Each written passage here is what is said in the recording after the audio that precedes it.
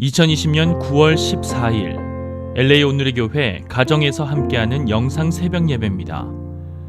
오늘은 예레미야 31장 31절에서 40절까지의 말씀을 본문으로 마음에 새겨주신 영원한 새 언약이라는 제목으로 말씀 전해주십니다. 여호와의 말이다. 내가 이스라엘의 집과 유다의 집과 새 언약을 맺을 날들이 오고 있다. 이 언약은 그들의 조상들의 손을 붙잡고 이집트 땅에서 나오게 하던 날 내가 그들의 조상과 맺은 언약과는 같지 않다. 내가 그들의 남편이었음에도 그들은 내 언약을 깨뜨렸다. 여호와의 말이다. 여호와의 말이다. 이것이 내가 그날들 후에 이스라엘의 집과 맺을 언약이다.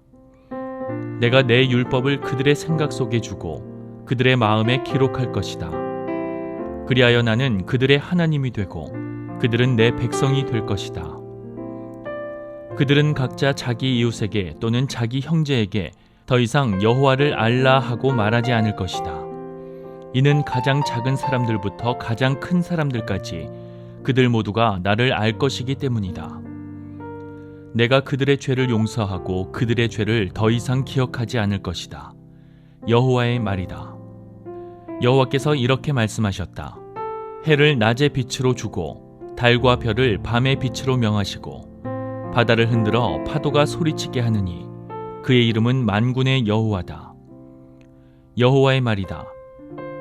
이러한 법칙들이 내 앞에서 어긋나지 않는 한 이스라엘 자손 또한 내 앞에서 한 민족으로 남아있기를 영원히 멈추지 않을 것이다.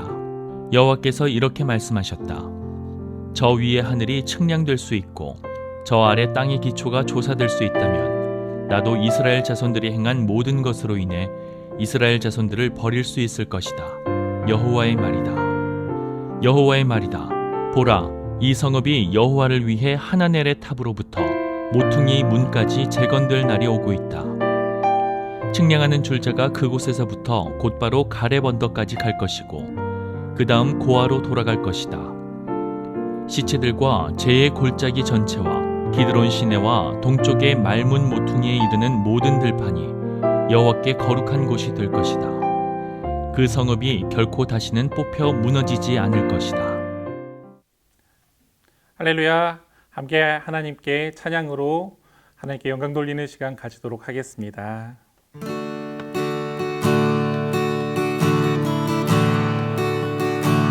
주님 손에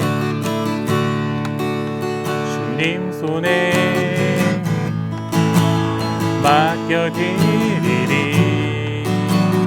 나의 삶 주님께 주님 손에 나의 삶 붙드네. 나 주의 것 영원히.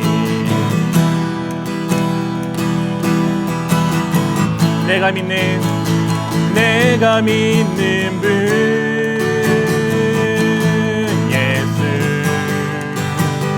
내가 속한 분 예수. 삶의 이유 대신에 내 노래 대신에 내가 믿는 분 예수. 내가 속한 분 예수. 삶의 이유 대신에 내 노래 대신에 전심으로 우리 함께 찬양합니다. 주와 함께 걸어가리라. 주와 함께 걸어가리라. 모든 길을 주실래. 주 뜻 안에 나 살아가리. 주의 약속은 영원해. 내가 믿는 분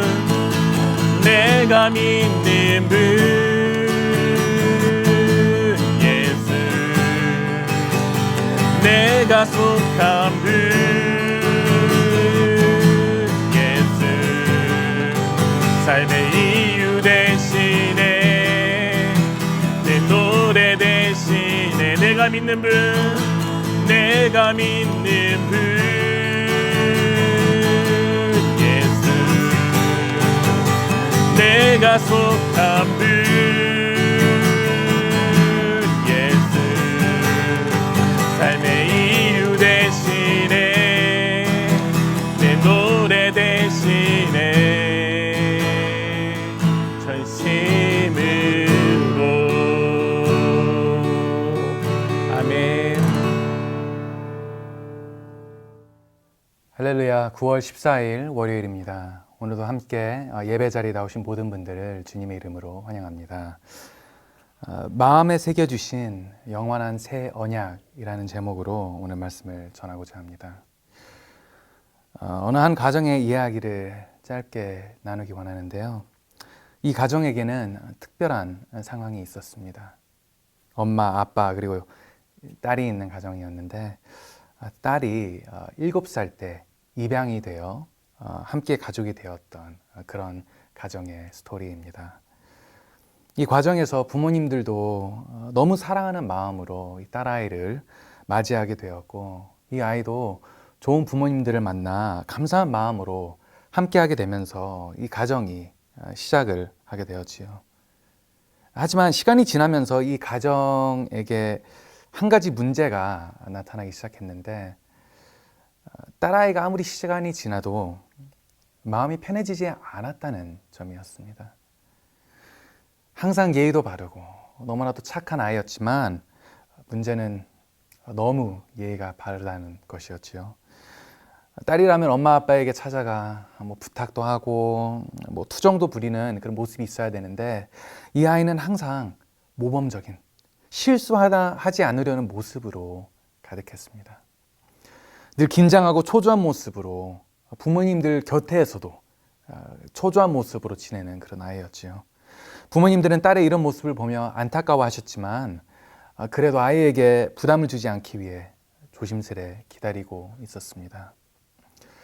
그러던 어느 날 사건이 하나 터지고 맙니다.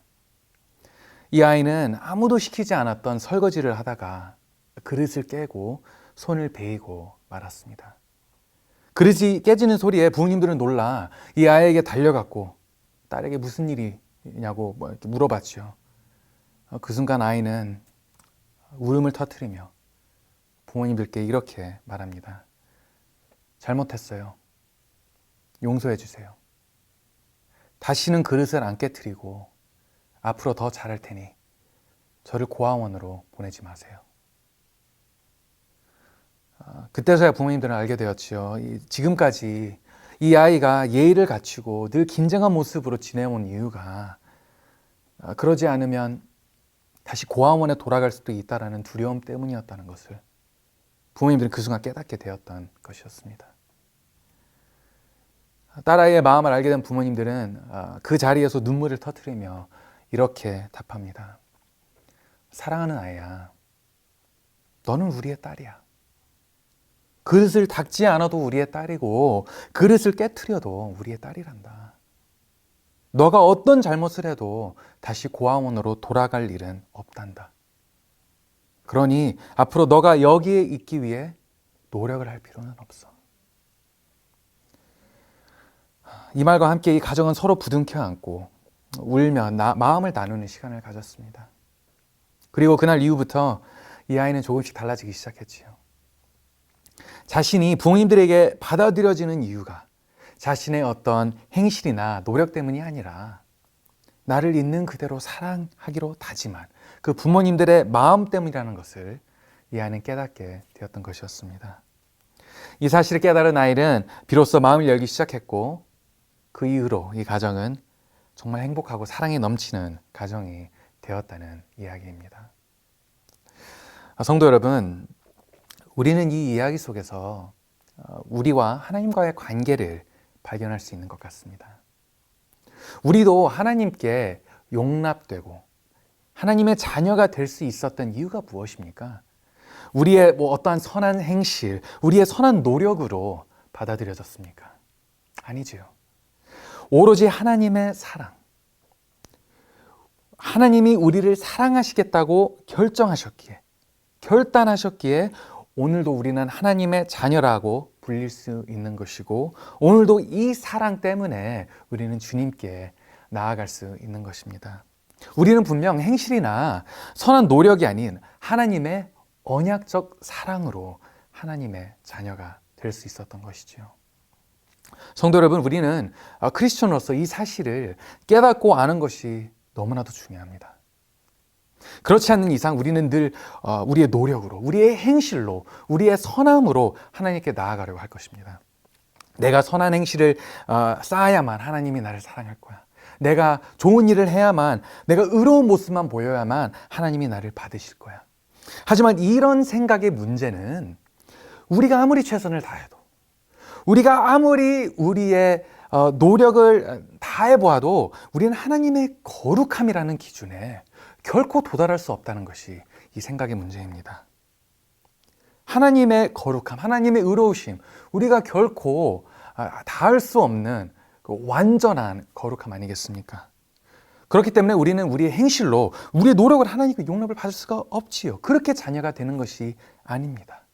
오직 우리가 하나님의 사랑을 믿고 하나님의 언약을 붙들고 나아갈 때, 그때 우리는 하나님 앞에 용납이 될 수 있는 것이고 하나님의 자녀로서 살아갈 수 있는 것이지요. 그래서 성도 여러분, 크리스천의 신앙이란 다른 종교처럼 내 행위, 내 노력으로 하나님께 나아가는 것이 아니라 믿음으로 하나님의 은혜를, 하나님의 사랑을 의지하고 하나님의 언약을 붙들고 나아가는 것.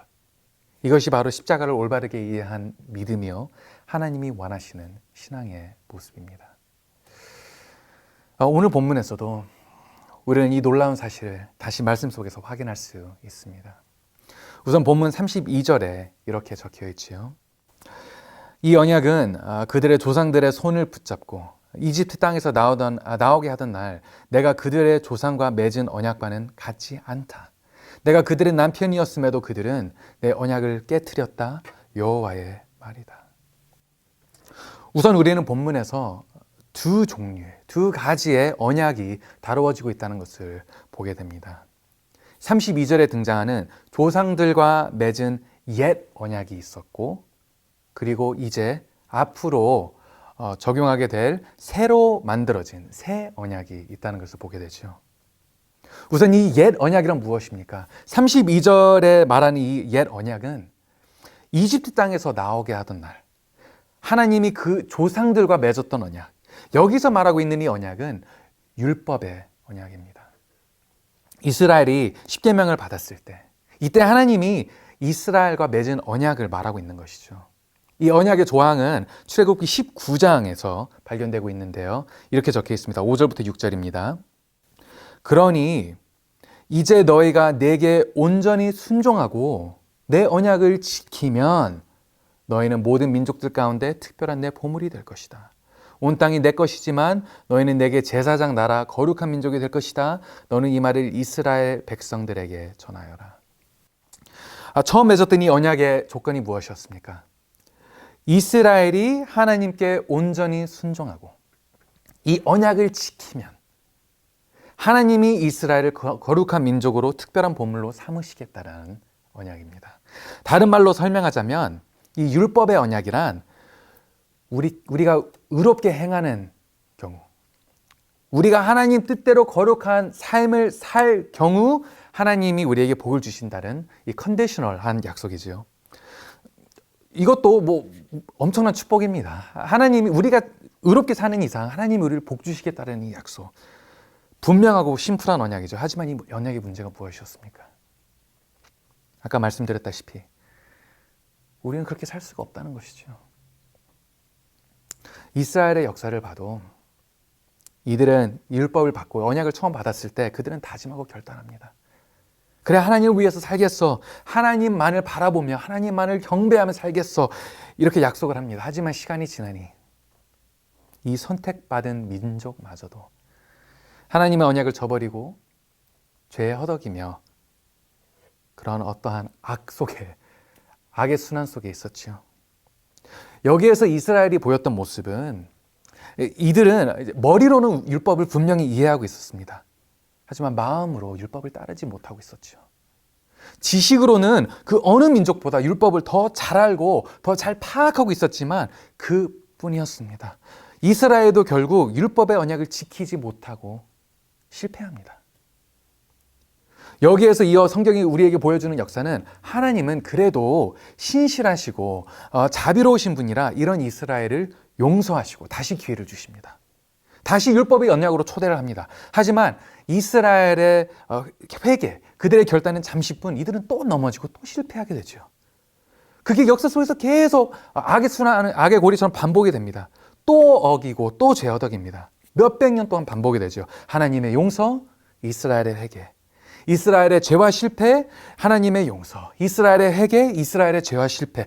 이 패턴이 계속 반복되는 가운데 한 가지가 분명해지는 것은 결국 인간은 자신의 노력으로, 자신의 행실로 하나님께 나아갈 수 있는 자들이 아니라는 것을, 자신의 어떠한 선한 노력으로 하나님의 율법을 지킬 수 없는 존재라는 사실이 명확해지고 말죠. 바로 그 순간 하나님은 우리에게 더 큰 은혜를 베푸십니다. 여호와 하나님은 이렇게 부족한 사람을 버리지 않으십니다.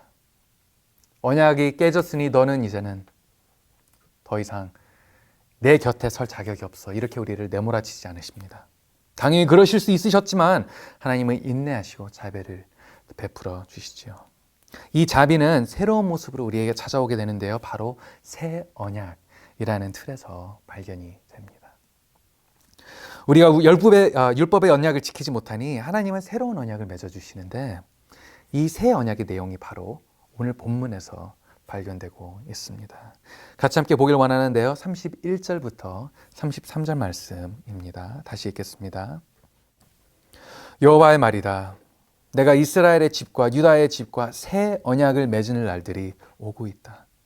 이 언약은 그들의 조상들의 손을 붙잡고 이집트 땅에서 나오게 하던 날 내가 그들의 조상과 맺은 언약과는 같지 않다. 내가 그들의 남편이었음에도 그들은 내 언약을 깨뜨렸다. 여호와의 말이다. 여호와의 말이다. 이것이 내가 그날들 후에 이스라엘의 집과 맺을 언약이다. 내가 내 율법을 그들의 생각 속에 주고 그들의 마음에 기록할 것이다. 그리하여 나는 그들의 하나님이 되고 그들은 내 백성이 될 것이다. 아멘. 이 새 언약에서 발견되는 이 새 조항이 무엇입니까? 33절에 하나님께서 말씀하시기를 내가 내 율법을 그들의 생각 속에 주고 그들의 마음에 기록할 것이다. 성도 여러분, 우리가 율법의 언약에서 맞닥뜨렸던 문제는 우리가 율법을 머리로는 이해할 수 있었지만 우리의 마음으로, 우리의 삶으로 새기지 못하고 이어가지 못했다는 점이었습니다. 우리가 율법을 마음에 새길 수 없었다는 것이 우리의 실패였죠. 하지만 오늘 말씀에서 하나님이 선포하시기를 내가 내 율법을 그들 생각 속에 주고 내가 그들의 마음에 기록할 것이다. 성도 여러분, 이게 무슨 뜻입니까? 우리가 하지 못했던 일들을, 우리가 실패했던 일들은 이제는 여호와 하나님께서 친히 이루시겠다라는 이 놀라운 선포가 이 새 언약에서 발견되고 있다는 것이죠.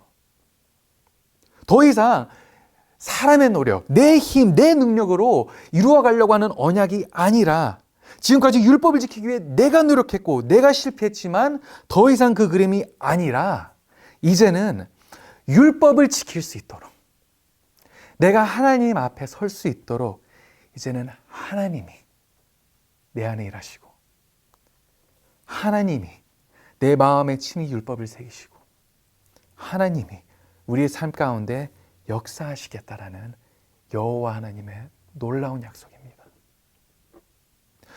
성도 여러분, 지금까지 우리는 내 힘으로, 내 노력으로 어떤 의로운 삶을 살기 위해 노력해왔죠. 그리고 그 결과 우리는 계속해서 실패하고 넘어져 왔습니다. 우리들 중 얼마나 많은, 우리 모두이겠죠. 이런 결단을 해봤나요? 더 이상 죄를 짓지 않을 거야. 더 이상 이 죄의 패턴에서 머물지 않을 거야. 난 이제 하나님 자녀답게 의로운 삶을 살 거야. 하지만 이 다짐과 함께 찾아오게 되는 그 쓰라린 실패의 경험, 그 실패의 순간, 얼마나 많은 이런 좌절과 절망의 순간들을 우리가 경험해 왔습니까? 하지만 이 새 언약과 함께 우리에게는 새로운 스토리가 그려진다는 것을 말씀이 지금 선포하고 있는 것이죠. 이제 우리가 진정 하나님의 백성, 하나님의 자녀가 될 수 있도록 이제는 하나님이 우리 가운데 친히 역사하시겠다라는 사실. 성령 하나님이 내 마음에 머물고 나에게 친히 율법을 말씀하시고 새겨주시며 내가 율법을 따를 수 있도록 나의 능력이 되어주시는 이 새 언약. 내가 지치고 좌절할 때 나를 일으켜 세우시고 나를 도와주시는 이 약속, 이것이 바로 말씀 속에서 지금 선포되고 있는 새 언약입니다.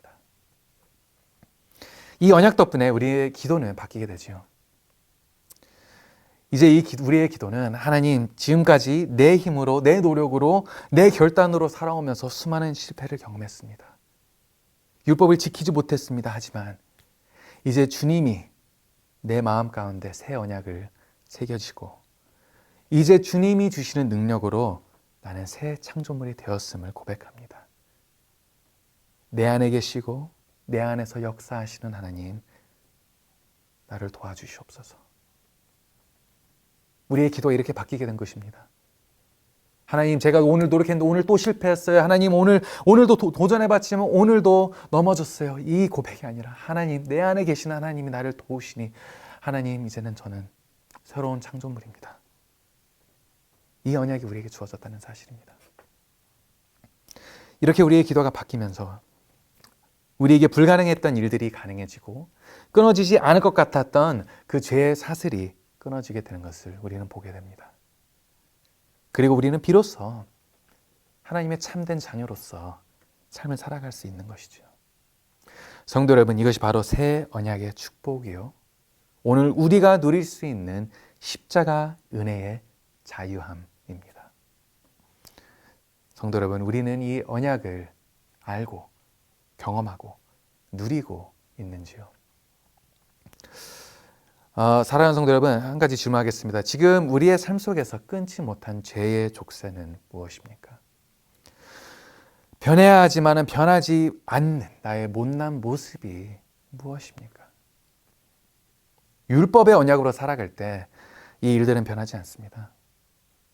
안타깝게도 여전히 율법의 언약으로 살아가는 크리스천들이 있죠. 이러면 안 되는데, 내가 변해야 되는데, 내가 더 잘해야 되는데, 성도 여러분, 이제 우리는 더 이상 옛 언약으로 살 필요가 없습니다. 이제 새 언약을 붙들고 하나님의 도움을 받으며 살아야 한다는 것이죠. 내가 변하고 내가 잘해야 하는 것이 아니라 이제는 내 마음에 율법을 새겨주신 하나님이 역사하시고 하나님의 능력을 믿고 하나님이 나를 변화시키고 하나님이 나를 새롭게 하는 이 언약을 붙드는 것입니다. 우리가 이렇게 하나님의 새 언약을 붙들 때, 하나님의 역사를 기도하고 고대할 때 우리는 실패하는 자녀가 아닌 참된 하나님의 자녀로서 다시 태어나게 되는 것이죠. 이것이 오늘 바로 우리가 누려야 할 하나님의 구원의 역사요, 새 언약입니다. 성도 여러분, 한 가지 도전과 격려를 드리고자 합니다. 우리 가운데 변화를 소망하는 분들이 계실 줄 믿습니다. 우리 가운데 죄의 쓰라림을 오늘도 겪고 계신 분들이 계실 겁니다. 이것은 남의 이야기가 아니라 우리 모두의 스토리, 저의 이야기이기도 하죠. 하지만 여러분, 그 순간 우리가 기억할 것은 나의 스토리는 옛 언약이 아닌 새 언약으로 이어졌다는 이 사실, 그 사실을 붙들어야 된다는 것이죠. 성도 여러분, 변화를 원하십니까? 참된 소망으로 살기 원하십니까?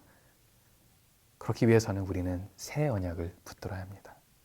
내가 율법대로 살지 못할 때 전적으로 하나님의 도움을 구하십시오. 내 안에 계시는 성령님께서 도우실 것입니다. 내 안에 계시는 성령님께서 이루실 것입니다. 이제 더 이상 내 노력, 내 선한 행실, 내 능력으로 살지 마시고 성령 하나님의 능력으로 사십시오. 더 이상 내가 그릇을 깨면 안 된다는 이런 나의 노력이 아닌, 그릇이 깨져도 나를 사랑해 주시고 나와 함께 하시고 나를 새롭게 해주시는 하나님과 함께 누리는 삶, 이것이 바로 새 언약의 삶입니다. 말씀을 마무리하고자 합니다. 이제 주님의 역사하심으로 새 언약의 말씀이 우리 모두의 마음에 새겨지길 소망합니다. 그리고 내 노력이 아닌 주님의 능력으로 하나님의 참된 백성으로서 살아가는 우리 모두가 되기를 축복합니다.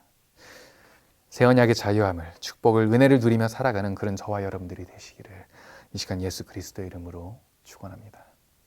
우리 같이 함께 기도하겠습니다. 사랑의 하나님 감사합니다. 부족하고 자격 없는 저희를 주님의 백성으로 삼아 주셨고 주님의 자녀, 아들, 딸로 삼아 주셨습니다. 이 놀라운 사랑 가운데 주님께서 선포하신 이 새 언약, 더 이상 사람의 노력과 행실로 의로움을 구하는 것이 아니라 우리를 대신해서 의로움을 이루신 그 예수 십자가, 우리를 대신해서 우리 가운데 의로움을 역사하시는, 의로움을 이루시는 하나님의 그 놀라운 사랑, 이제는 이 새 언약을 붙들고 살아가는 저희가 되게 하여 주시옵소서. 내가 부족하지만 하나님은 충분하다라는 사실,